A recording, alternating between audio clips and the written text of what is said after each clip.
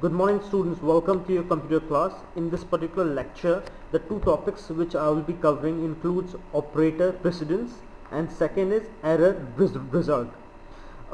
मैं आपको definitely practically इस चीज़ को डेमोन्स्ट्रेट करके बताऊंगा, but before that I want to give you a brief understanding basically topics क्या हैं.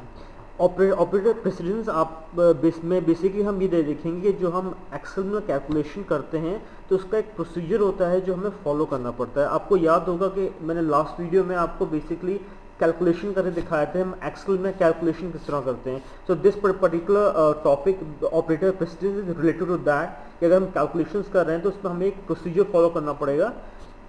तो वो हम कैसे करेंगे तो मैं आपको प्रैक्टिकल करके दिखाऊंगा. फिर आता है एरर रिजल्ट. जब हम एक्सेल में कैलकुलेशंस करते हैं तो कुछ अगर हमने एंट्रीज करी हैं या हमने कोई वैल्यूज़ एंटर करी हैं उसमें अगर हमने गलती करी है तो कुछ आपके स्पेसिफिक एरर्स होते हैं जो एक्सेल में शो करता है विच इंडिकेट्स हमने अपनी एंट्रीज में गलतियां करी हैं. तो एरर्स क्या हैं और हम उनको बेसिकली रिजॉल्व किस तरह कर सकते हैं. So these will be two things which I will be talking to you in this lecture basically. So now let's move to the very first topic which is operator precedence. As you can see that there's a table. ऊपर में लिखा है BOD mass which is basically bracket of divide multiply add subtract. Basically ये order है जो हम जब भी हम कोई भी मैथमेटिकल कैलकुलेशंस करते हैं तो ये ऑर्डर हम फॉलो करते हैं. ये आपने डेफिनेटली अपनी मैथ्स की क्लास में पढ़ा होगा कि बॉड मास क्या होता है. तो हम एक्सेल के अंदर भी हम वही चीज़ फॉलो करते हैं कि जो भी हमें कैलकुलेशंस करने हैं तो हम we do that with the help of BODMAS. So BODMAS में ये होता है जो भी वैल्यूज ब्रैकेट के अंदर हैं पहले हम उनको रिजॉल्व करते हैं. फिर ऑर्डर पावर अगर कोई वैल्यू है जो दी हुई है with the power like with the x to power 2 या 3 तो कोई वैल्यू है with the power दे रखी है तो हम उसको रिजॉल्व करेंगे. Then we go about dividing the value, फिर हम मल्टीप्लाई करेंगे, फिर ऐड करेंगे और फाइनली हम सब्ट्रैक्ट करेंगे. तो ये बॉड मास है, ये प्रोसीजर जो हम अपने बेसिकली आपने मैथ की क्लास में यूज़ करा होगा वही चीज़ हम एक्सेल में यूज़ करेंगे. So now what I will do that मैं जो हूँ आपको बेसिकली एक्सेल ओपन करूँगा and then I am going to basically show you that हम इस पर्टिकुलर जो है बॉड मास का प्रोसीजर है जो ऑपरेटर प्रेसिडेंस है हम उसको कैसे यूज़ करेंगे. So now let's move to MS Excel. So as you can see that I have opened MS Excel in my computer and out here I'm going to basically show you that operator precedence जो हम basically मैं इसके बारे में बात कर रहा था वो हम कैसे यूटिलाइज करेंगे. तो फर्स्ट ऑफ ऑल मैं कोई भी सेल को माउस से क्लिक करके सिलेक्ट कर लूँगा and I am going to enter some values out here. और बेसिकली मैं क्या क्या करूँगा कि जो मैं वैल्यूज़ बेसिकली एंटर कर रहा हूँ वो मैं आपको दिखाऊंगा कि उनके ऊपर हम मैथमेटिकल प्रोसीजर्स जो हैं वो कैसे अप्लाई करते हैं. तो पहला चीज़ जो मुझे ध्यान रखनी है अगर मुझे कोई भी मैथमेटिकल कैलकुलेशन करना है एक्सेल में और तो मुझे बेसिकली वहाँ पर इक्वल टू का यूज़ करना पड़ेगा.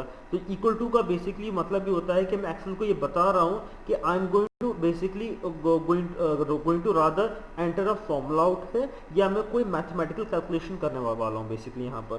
तो पहली जो एंट्री मैं करूँगा वो मैं बेसिकली करूँगा आपकी what I'll do मैं यहाँ पर ब्रैकेट्स का यूज़ करूँगा सबसे पहले. तो I am going to use bracket, उसके अंदर मैं लिखूँगा 24 एंड आउट है I am going to use the power sign and I am going to write 2 और I am going to close my bracket. इसका बेसिकली मतलब ये है कि 24 इज पावर 2 राइट. अब नेक्स्ट चीज़ मैं करूँगा मैं यहाँ पे लिखूँगा multiply and I'm going to write 3, then I'm going to divide it by 12 and lastly plus 6 and I'm going to press enter. As I'm going to press enter you can see that इसकी value आ गई 150. So this is the way आप जो है इसके अंदर basically क्या कर रहा है कि जो वैल्यूज़ पहले जो थी हमारी जो थी ब्रैकेट के अंदर थी उसने उसको रिजॉल्व करा. फिर उसके बाद रिजॉल्व करने के बाद जो basically it will divide as per the BODMAS. उसके बाद it will multiply both the value and finally lastly is going to add 6 basically to the rest of the value. तो उसका जो आउटपुट आता है वो आता है 150. फाइन. इसी तरह let's go about doing another one. Again I am going to equal to का मैं यूज़ करूँगा.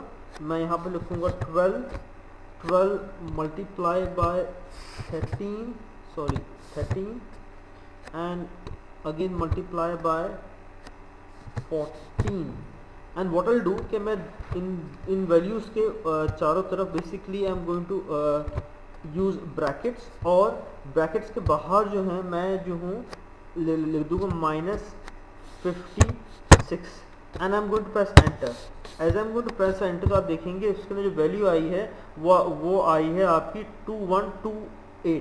इसमें बेसिकली इसने करा है कि पहले जो वैल्यूज़ ब्रैकेट के अंदर थी उनको मल्टीप्लाई करा, और उसके बाद जो भी उसका आउटपुट आया उसको उसने माइनस कर दिया बाय 56। तो बेसिकली ये तरीका है कि जिसके थ्रू जो है हमारा ऑपरेटर प्रेसिडेंस वर्क करता है।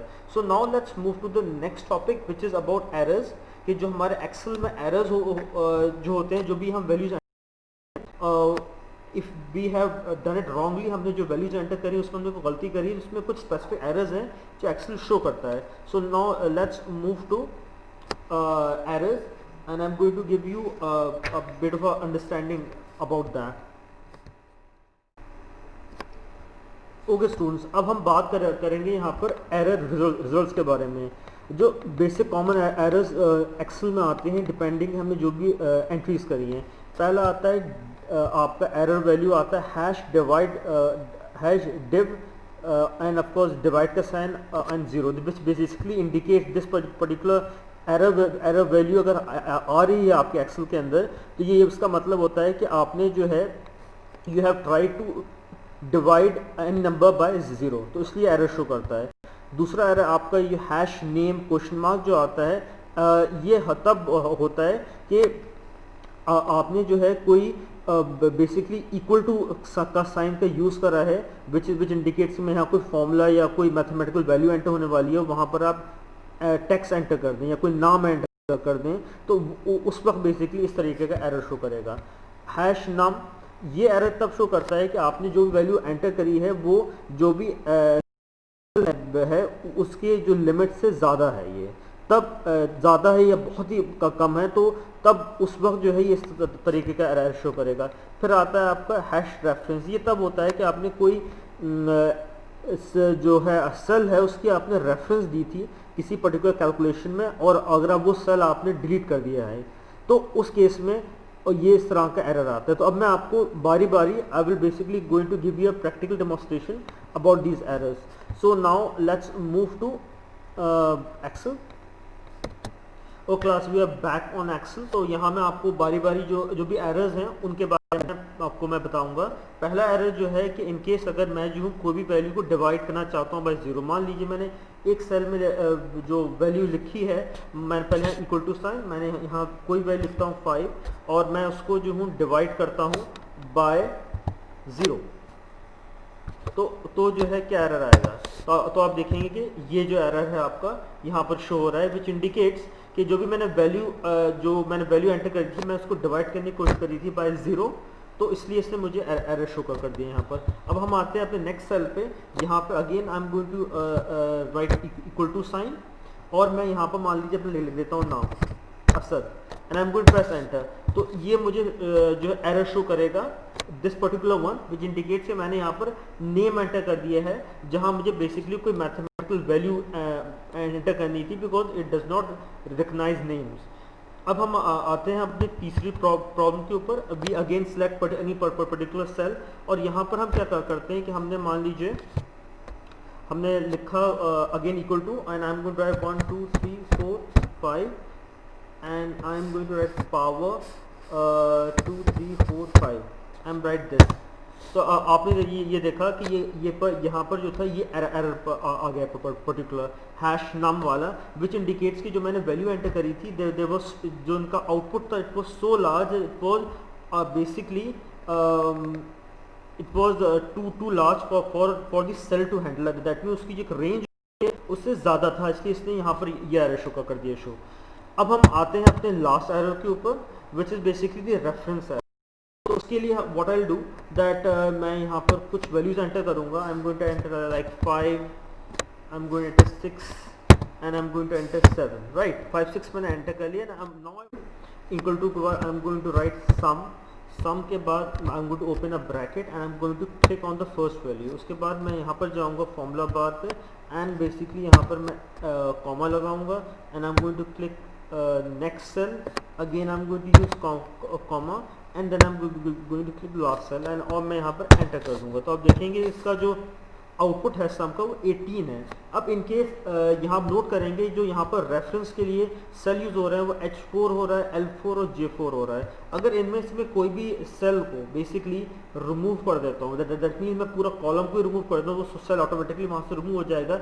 अगर ऐसी सिचुएशन होती है तो क्या होगा कि यहाँ पर रेफरेंस एरर आ जाएगा। तो मैं जे कॉलम पर जाता हूँ and I am going to basically delete it. As I am going to delete you realise के यहाँ पर आपका ये रेफरेंस एरर का जो बेसिकली इंडिकेशन है वो हो रहा है show. So these were the errors which I wanted to basically show you. So with this I come to the end of this lecture and now I want from your side to watch this video very carefully. अगर आपको कोई भी doubt, कोई भी confusion होता है about it, you are free to ask me. My number is already given in the group, तो आप मुझे वहाँ से basically contact कर सकते हैं। और as I'm going to upload this particular video on the YouTube, so I can basically drop a comment there also in case you would like me to basically explain you any particular thing जो आपको इस particular video में समझ में नहीं आई है। Thank you.